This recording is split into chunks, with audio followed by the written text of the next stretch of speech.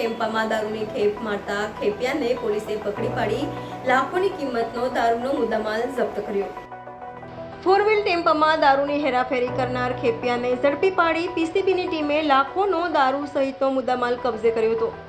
Prevention of crime બ્રાન્ચની team પેટ્રોલિંગમાં હતી ત્યારે બાતમીના આધારે ખટોદરા જોગણી માતાના મંદિર પાસેથી પસાર થતા બોલેરો 4 વ્હીલ ટેમ્પાને આંતરી ટેમ્પાની ઝડપી લેતા તેમાંથી વિદેશી દારૂનો જથ્થો મળી આવ્યો હતો, જેથી પીસીબીની ટીમે 4,35,000થી વધુનો દારૂનો જથ્થો તથા ટેમ્પો સહિતની મત્તા મળી 9,35,000થી વધુનો મુદ્દામાલ કબજે કર્યો હતો।